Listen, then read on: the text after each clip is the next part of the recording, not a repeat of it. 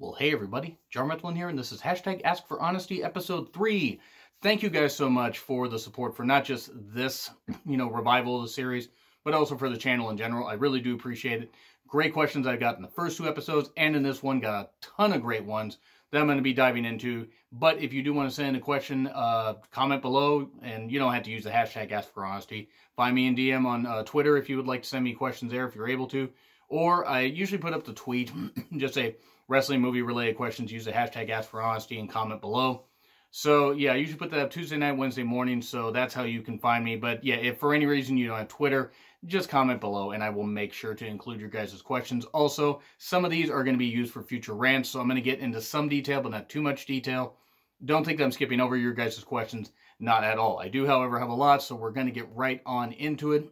So, yeah, but again, that's how you can ask me questions, so go ahead and do that. Polly A from YouTube. This is kind of piggybacking off a question that they asked last week about, fantasy booking the supercard wrestlers from any era, prime or otherwise, and what I would do. So I'm just going to run through this really quick because they sent a lengthy comment. It's cool, though. It's cool. I'm actually glad you sent this because it had some matches I hadn't even considered. But I'm going to rush through some of this stuff and, just not get into too much detail. But their fantasy booking card, and it's quite a few matches. Jim Cornette versus Eric Bischoff versus Vince Russo versus Vince McMahon, Ted Turner as the referee. Who wins? I would have, and this is what I would have. I would have Cornette pin Russo by hitting him multiple times in the face with a freaking racket is what I would do. Or hit him in the back with the racket, and Russo actually sells it, as Bischoff and Vince McMahon are fighting on the floor. Because I would think that Ted Turner would have a good rapport with Cornette, maybe more with Bischoff, who knows. Ted Turner might even, clock Vince, and then Vince and, Bischoff would be outside. And then we get 1997 era Big Show and Sid versus the Bucks and Kenny Omega. Honestly, I would have Big Show get beat. I would just have, because Big Show at that point was taking so many goddamn losses. Don't have Sid get beat. Have, the Bucks just repeatedly super kick Big Show and have them pin him. Why the fuck not? And then we get Meltzer coming out to mock the fans and wrestlers. 2000 Scott Steiner, 2000 era Scott Steiner comes out to confront him. What happens? Hopefully multiple suplexes and Steiner recliners to make Meltzer realize that he's got an inflated ego that needs to be checked. I know he knows his shit, but sometimes that guy gets an inflated ego. And then we get Kiera Hogan, Angelina Love, and Asuka. Who wins? Have Kiera Hogan pin Angelina Love. I mean, I love Asuka, but, as long as Angelina Love takes the loss, I don't really give a shit. But that's what I would do. And then we get Booker T, Stevie Ray, Goldust, and RVD versus the New Day and New Jack in his prime. It depends on the rules. If it's hardcore rules, everybody is fucked, including New Jack, because he will fuck himself up to fuck up his opponents.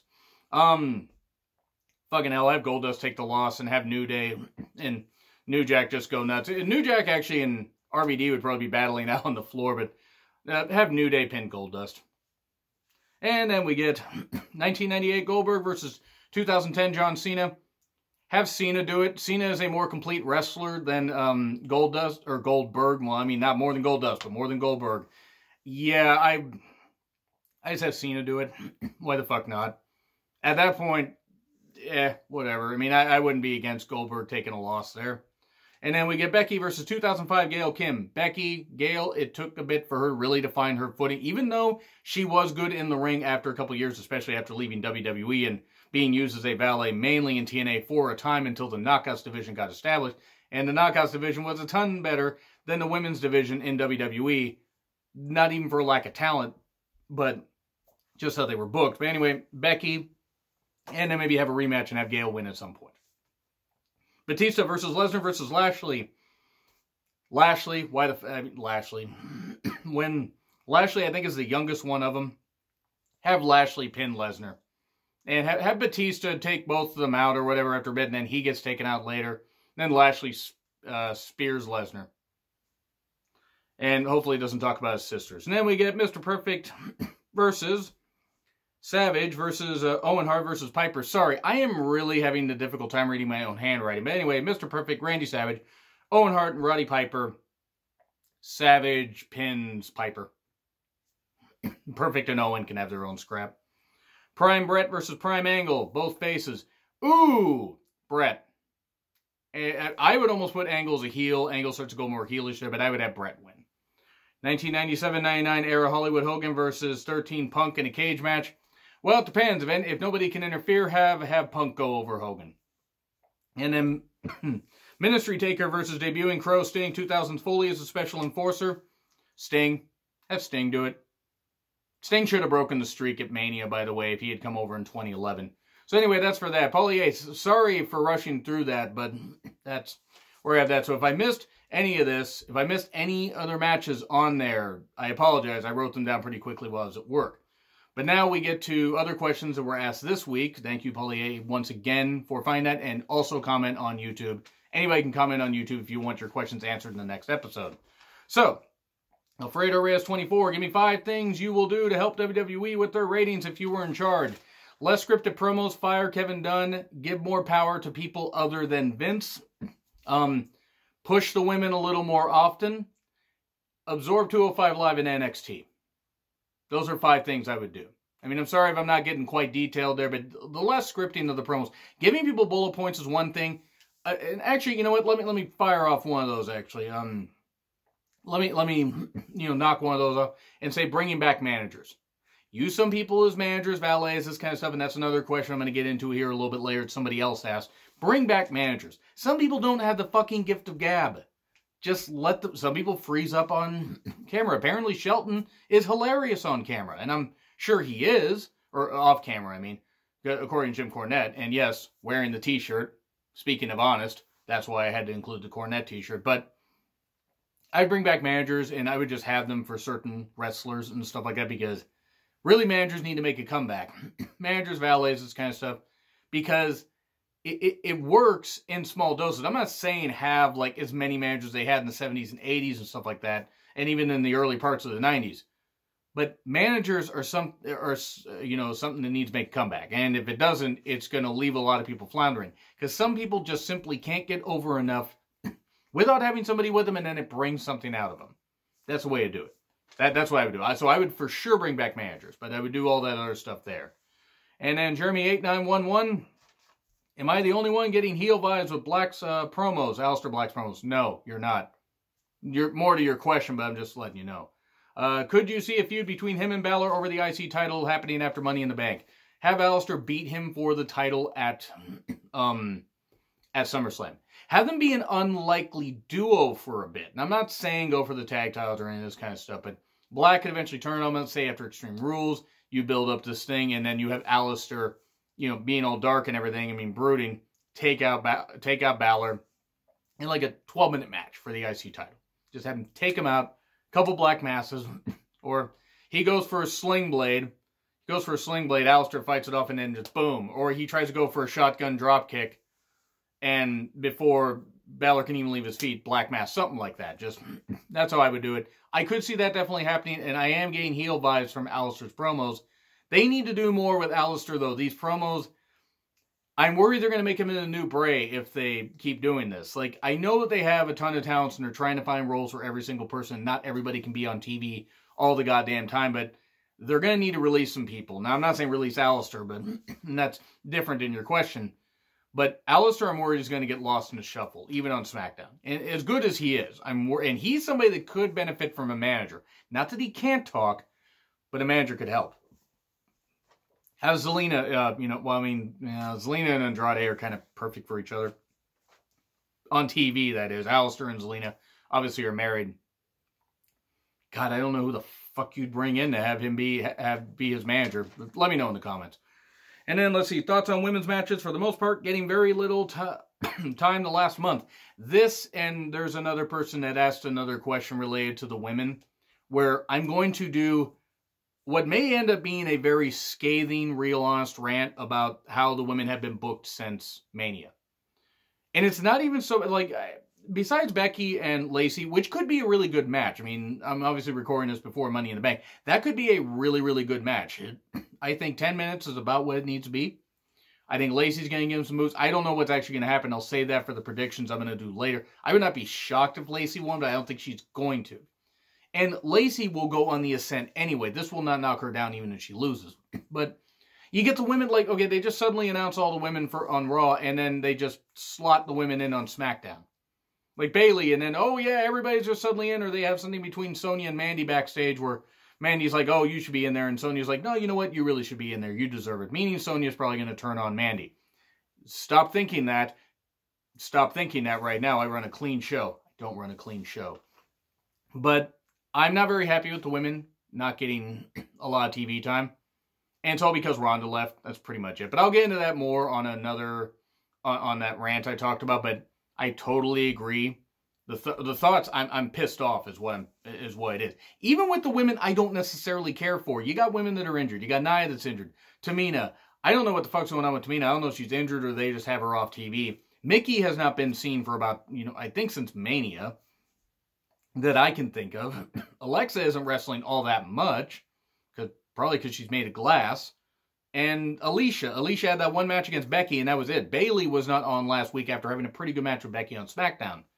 There's no consistency, and they need to have consistency. And then his last question. Thoughts on Bryan and Rowan as SmackDown Tag Champions? Well, maybe it'll help Rowan not be shit in the ring. I'm sorry. And I know I stumbled over that, but I'm sorry. Rowan, he's not bad. He's just not very good. For as long as he's been wrestling, Wyatt family, all that stuff and everything. And I know he's had injuries. I know he had bicep injury. I think he might even had a couple other injuries. I don't remember what. I know that he's been injured, but I'm sorry. I'm sorry. He's just not very good. Bryan will bring some good out of him. They are fine as a pair. When they lose the tag titles, it could be by SummerSlam, could be by the September pay-per-view, whatever it is. And by the way, speaking of pay-per-views, what was Backlash Stomping Grounds is now going to be in Tacoma. The tickets, I believe, went on sale last Friday, and apparently they're cheap. And I forget, Game Show Garage, I think. Game Show Garage, I believe is what your name is. If you're watching this, and if I said it wrong, I apologize. But they're going to it, and that's great. And I'm happy for anybody in the area that wants to go to it. I am not going to go to Tacoma. That's 70 miles away. The traffic sucks. The construction sucks there. And WWE is not worth investing in. Like this shirt right back here behind me. Chase James. He worked out at a few indie promotions, but Without a Cause in Everett. I would rather invest in that than I would invest in WWE. Besides the WWE Network and maybe the occasional t-shirt. I've been mainly buying t-shirts from, indie shows. Because A, it's nice to actually hand the money to them, and then they try to hand me my change, and I tell them to keep it, because they're the ones taking the fucking bumps, and $5-10. Yeah, sure, I could use it, but they're the ones going and beating their bodies up for my entertainment. I know that's a little bit of a soapbox tangent thing, but that's how I feel. I'm happy with them as SmackDown Tag Champions. It's got to be Heavy Machinery that beats them, because I can't fucking think of another fucking team that could take the titles from them. The B team, no one cares. Colognes, why are the Colognes still employed? Ain't nothing against them as people. Why are they there? The Sings are on 205 Live. Have the Sings turn babyface and have them beat Bryan and Rowan. I mean, I don't know. Like, really, at that point, Heavy Machinery is about it. I can't think of anybody else they could bring. I can't think of anybody else they bring up, because the Viking Raider experience thing, they're on Raw right now.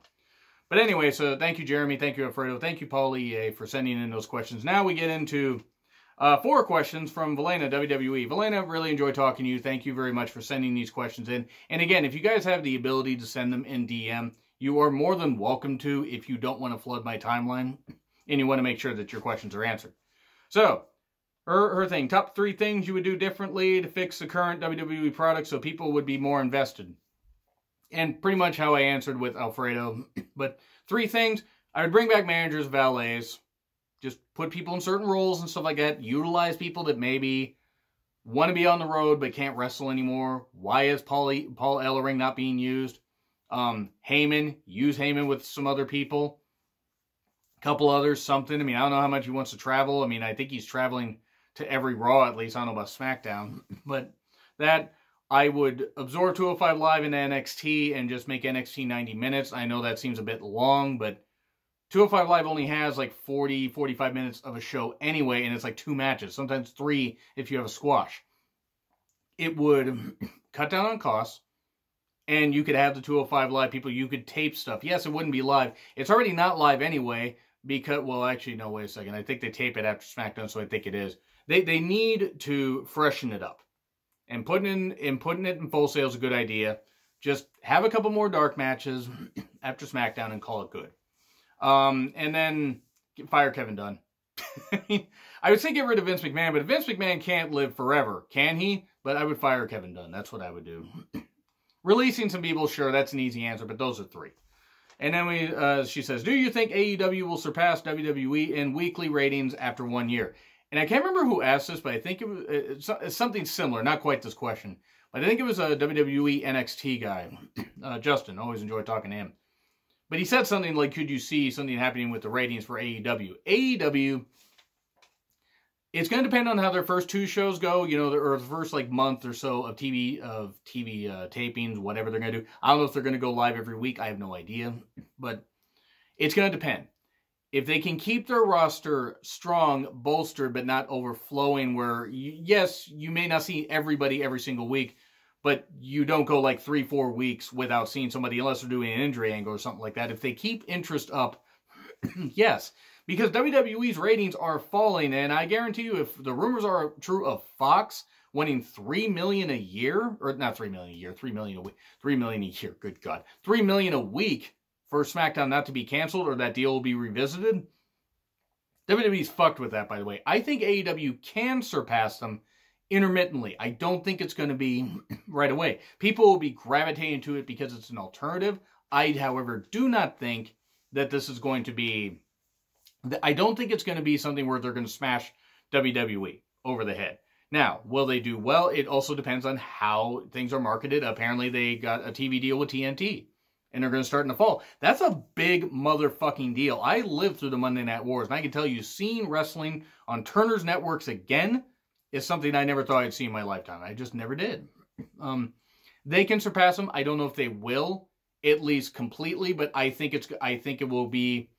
As far as, like, because it's not going to be a head-to-head thing, because they're going to go up on Tuesday nights, I think. I think they're going to go up on Tuesday nights. But could it beat what SmackDown's been drawing in on Tuesdays? Probably. Could it beat what SmackDown draws in on Fridays? Probably. We'll see. We will just have to see. But I think they will do well.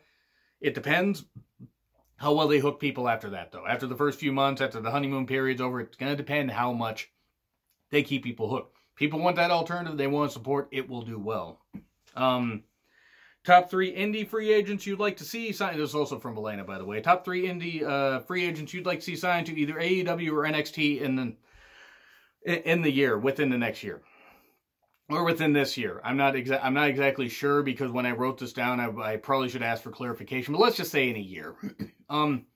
If I had to pick 3, and it would all be going to AEW. Shaft. He's somebody that works at Defy Northwest. Big guy, can move really well, strong as hell. He's somebody I gravitated towards because I appreciate his, his ability and everything. And really nice guy, super nice guy, and can take Walter's chops and not sell them. So that right there should tell you. And I got to see Walter live. Big fucker. Good God, he's big. And Jimmy Havoc's already signed her, otherwise I would have said to him. Hot Shot. She's a young woman who was trained by Lance Storm. I've seen her twice for Without a Cause. You would not know that she's only had a handful of matches. I think the most recent show I saw her at, it was her 4th professional match. One, Lance Storm doesn't train slouches. She really learned really well there. She hit this beautiful tope suicida right into a tornado DDT. It's like she'd been wrestling for 5 years. And, she's really young. I think she's only in her early 20s. I mean, maybe 20, 21. I'm not totally sure, but she absolutely is somebody that could do well. And Veda Scott. Sign Veda Scott to AEW. I mean, I don't know what Veda Scott wants to do, but her. I mean, Veda's kind of a name. I had a third name, and I actually totally forgot about it, but Shaft, Hot Shot, and Veda Scott. Veda Scott's got the veteran ability about her where I think she could do pretty damn well. And then, let's see. This is another one I'm going to expand on in a rant, but how do you feel about the Riott Squad women not being shown on TV for 4 weeks following the Superstar shakeup? No reasons have been given, and we don't even know the status of Ruby and Sarah. Why is this? And that's a good question. I think they're going on the European tour that's happening now. I don't know if Sarah is. I think Ruby and Liv are. But yeah, Liv got, they split up the Riott Squad, put Liv on SmackDown. Ruby and Sarah are on Raw, but they're going their separate ways. okay, whatever. They were jobbing out like crazy anyway. I'm disappointed because I want to see the Riott Squad used well. But honestly, I really have no fucking explanation, because ever since Ronda Rousey left WWE, the broken hand, or at least she's taking time off. And her deal was off, or her deal's at least up for right now, or at least this is the time off, and then she's gonna finish up her deal after she has a kid. I mean, maybe. I don't know. Her uterus, her genitals are none of our business, despite the fact she's a transphobic. But I digress on that. I am surprised that they have not used Ruby. Ruby or Sarah, or both, should be in the women's Money in the Bank side for Raw. I love Natty. I mean, I don't mind Naomi being in it, is what is. Natty, I don't mind being in it, but it's like, I would replace Dana and Alexa with Ruby and Sarah. I mean, I don't understand why they're not fucking using them. We don't have an update on the stats. If they're just being given time off because they're injured, or they need some rest, and people have talked about rotating time off, then maybe it's like, hey, we have nothing for you, take some time off, take a few weeks off, relax. Maybe make the house shows, but you don't have to make the TVs, that kind of stuff. Because I don't even know if they're on the house shows. I don't pay that much attention to the house show details. But it is a little bit weird that they haven't used them all that well. It's very, very bizarre, and I really don't know why, and I am a little bit pissed off about it. But now we get to Derrick. I refuse to use your Twitter handle, Derrick, because sometimes you change it, even though you've had this one for a while. But I think it's V3 Breaker. Great guy, though. Derrick's a great guy to talk to. Which obsolete title would you like to see return? NXT UK, I want to see get the European title. I want to see the TV title make a return at some point. Have it rotate between Raw and SmackDown. Have it be a 15-minute time limit and bring back that kind of stuff. Have it be a technician thing. Chad Gable is a heel, or Rude is a heel. But Rude first on Raw would be perfect. Absolutely fucking perfect. Like, Rude would be great. You could use him to establish somebody new as a champion. I mean, maybe have Apollo Crews beat him at some point. The TV title rotating between Raw and SmackDown is part of the wild card rule. Fucking hate that, but whatever. It's just laziness by WWE. But European title for NXT UK, TV title for Raw and SmackDown. Other than that, I can't really think of anything, because they're probably going to unify a bunch of the championships at some point, because the brand split is effectively ending, because Fox wants to pay for all the stars, USA wants to pay for all the stars, and everybody is going to be in a pissing contest to see who can have more stars. And no, not more stars in the Tokyo Dome. We're not Meltzer. Thank God. Muggsy Sam, Karen, great to talk to. What's a dream match you always wanted to see? Dream wrestling match, rather. That you always wanted to see but never happened. Bret versus Angle. That was something that was said earlier from Paulier's comment. Kurt versus Regal. I don't know if that ever happened. I would like to have seen Kurt versus Regal. And if it did happen, I'd like to see it happen on more of a grand stage. Brian Pillman versus Ambrose. I mean, I don't know if Brian Pillman versus Ambrose would have happened, but Brian Pillman versus Foley, did that ever happen? I would have liked to have seen that. A Bulldog versus... I would like seeing Bulldog versus his son. Or Bulldog and his son team up, at least. Against whoever. But yeah, I would like to have seen something like that. So I would say Bret versus Angle, though, would be for sure the match that I would go with. And Karen, don't worry. And you said earlier in the question, you don't know if this had been asked before because you hadn't gotten a chance to send in questions. Karen, you're very busy. All y'all are very busy. You guys got your own lives. If you can't send in questions every single week, do not worry about it. I'm just an insane wrestling fan that dedicates his time to this channel just to have fun. You send in questions when you can. No rush, no pressure at all. I appreciate any questions you guys do send, though. But no, that Bret versus Kurt would probably be it. And then Ryan Smith, it's a different Twitter handle, but I'm just going to go with it here. You know who you are. Thank you very much for saying in the question. Do you think WWE will actually do the eventual Mandy versus Sonya feud, right? Or do you think they'll just... they are just going to have Mandy win and give Sonya the Ruby Sarah treatment? Probably. Probably the second one, actually. I think a Sonya-Mandy feud could work if Mandy wins the briefcase, which is probably going to happen. And then maybe cashes in at SummerSlam or... SummerSlam, probably. I got a lot of shit happening at SummerSlam because it's going to need to be a way to go into the fall season. And then you have Sonya eventually, team up. Or eventually, fight her, like, turn on her. Not like that. and beat her. I would have something like that happen. But more than likely, it's going to be the second option. They're going to have a split happen. Say Sonya costs Mandy the briefcase. Or costs her the cash in. And then Mandy's upset, and then Sonya just gets beat, and then beat, and then beat, and then that's it. Or Mandy, you know, they do the thing where Mandy wins the title, and then Sonya just challenges her after turning on her, and just gets beat. And then it's pretty much fucking done. That's probably what they're going to do. And I got nothing against Mandy. I'm not Mandy's biggest fan. She hits a couple good knees. She actually does hit some good knee strikes. Hit a couple in that 2-minute match at, oh god, that 2-minute fucking match on SmackDown. That is another thing they need to fix with the women's matches, and I'll actually touch on that a little bit later. Well, in, you know, that real honest rant, but yeah, I didn't really, I expect them to just kind of job Sonya out, which I hope not, because I see big things in Sonya, but who knows. And then we get AJAT800. Fans wish Triple H would take over creative of Raw and SmackDown and start booking stars like NXT. Yet WWE claims, well, by WWE I assume you mean Vince, just for clarity, claims the NXT formula wouldn't work on the main shows because NXT is costing them money. Do you think WWE Vince is lying to hide his shortcomings? Yes and yes. I agree with Vince in some cases, which is scary to say. He's hiding his shortcomings by basically saying that somebody else is coming up with more creative stuff than he currently is. But the NXT formula isn't always going to work. Not everybody in NXT is going to get over on the main roster. Not everybody that doesn't get over in NXT is not going to get over on the main roster. Meaning, like, Elias. Elias was, you know, booed some, but he you know, booed whatever. He didn't get that big of a reaction in NXT. Or at least not as much as he is getting now. His gimmick was prime and ready for the main roster. And then you get Tyler Breeze, who already wasn't used all that well in NXT, but at least was featured and got fucking just, you know, jobbed out the instant he got called up.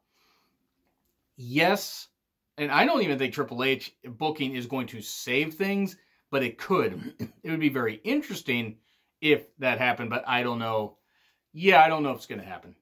I think Vince is also lying. He's lying to himself. He's lying to the fans.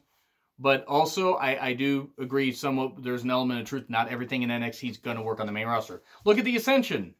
Better yet, you can't because they're not on TV.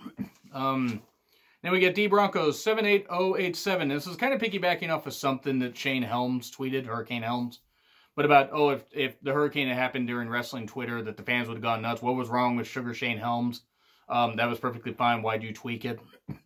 Implying that wrestling Twitter is never happy, even with changes.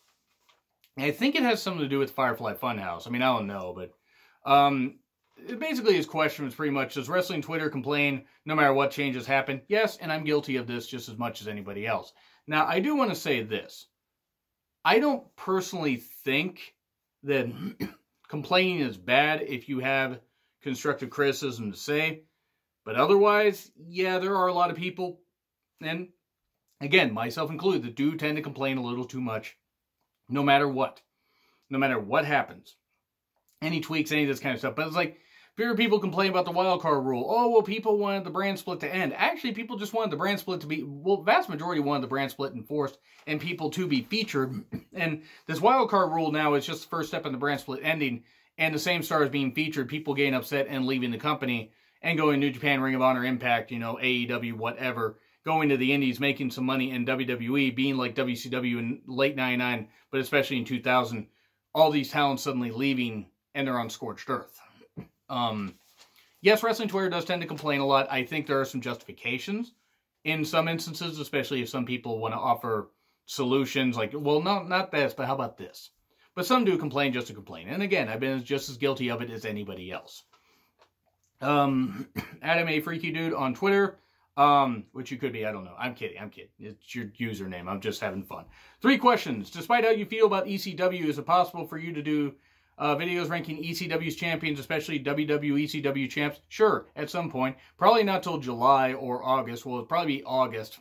Only, maybe June. I mean, I'm only saying because I'm really busy the rest of this month, and I mean, it might end up being in August at some point after SummerSlam because the G1 will be done. So sure, why not? Do you see Becky Lynch losing one of her titles to a cash-in after an attack from Shayna Baszler? Yes, at SummerSlam. In fact, I think that's where Mandy's going to come in and, you know, cash in. Or, you know, they have Sonya do it, and then Mandy cashes in. But I think what's going to happen is actually it's going to be Shayna beating up Becky. And then Becky's going to be on Raw, and then Shayna can be on Raw, and you can have that program. And if Becky still has one of the championships, like if Lacey doesn't take the Raw title from her, then you have that happen. You have a built-in program where Shayna can beat Becky. Because Becky doesn't need to hold both belts forever. Now, she probably shouldn't even hold them both past Money in the Bank, even though I love Becky, but I think she's going to. At least right now. I could change my mind in a few days.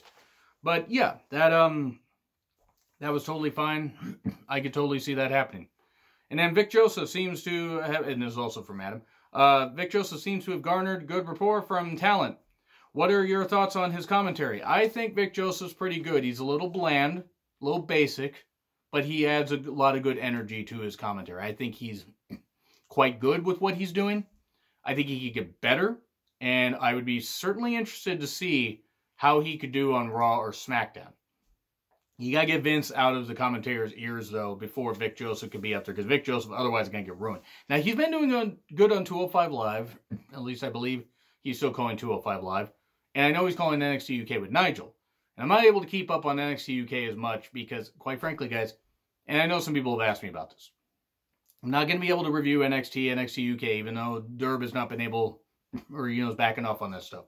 A, the traffic for the reviews just wasn't enough. B, I'm already busy. And C, I'm reviewing New Japan along with WWE also, so I don't have time. But I appreciate you guys for asking. I just thought I'd put that out there. But Vic, I think Vic actually could just get better. I think he's a little basic, sometimes a little bland, but he's very good at calling the moves and adding enthusiasm when needed. He calls it like a sport, and I can appreciate that. And I think as I hear him more, I think I'll appreciate what he does. And then BSG103079.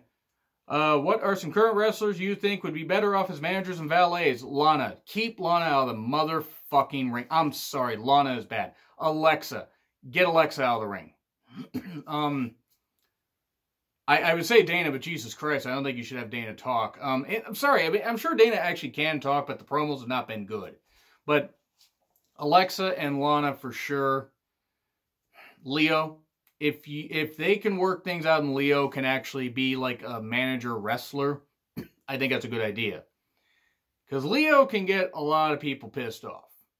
And he can make it where he can be part of some matches where people could want to see the shit beat out of him, myself included. But those would be three. I mean, if I had to pick another guy, God, I don't know who the fuck else would.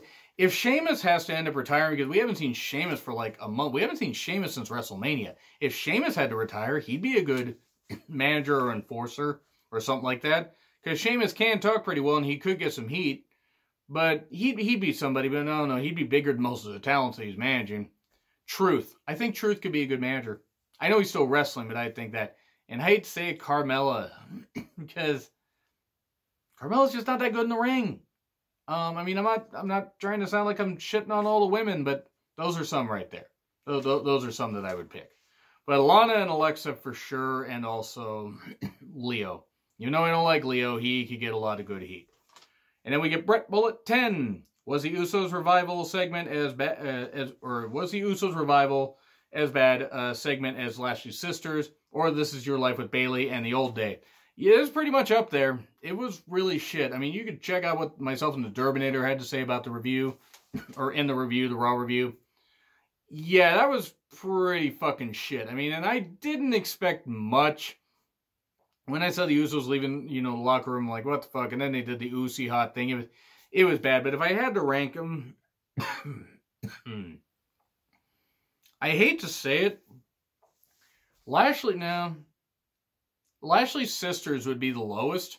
No, Old Day would be the lowest.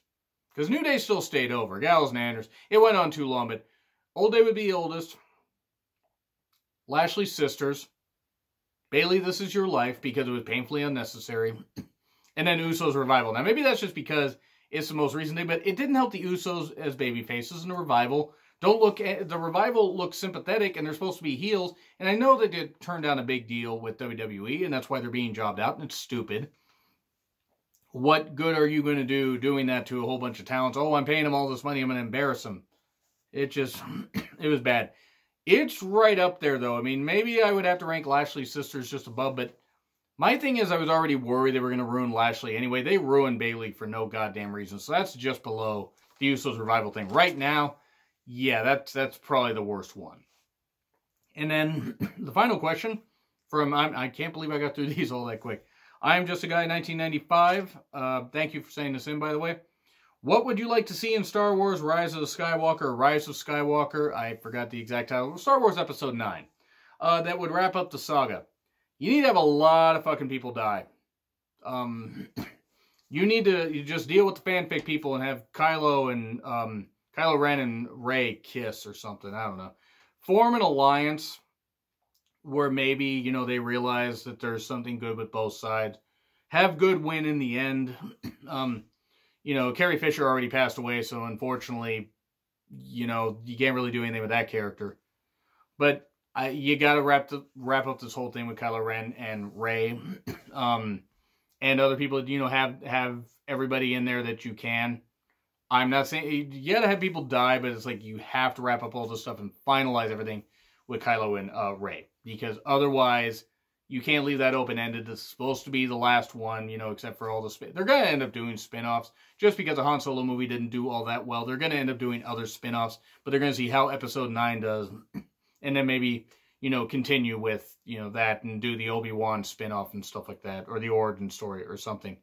But that's what you got to do. Kylo, that's something that they got to wrap up with. As far as anything else, I can't really think of. I just saw the It trailer today, so unfortunately I'm mostly thinking about the It trailer.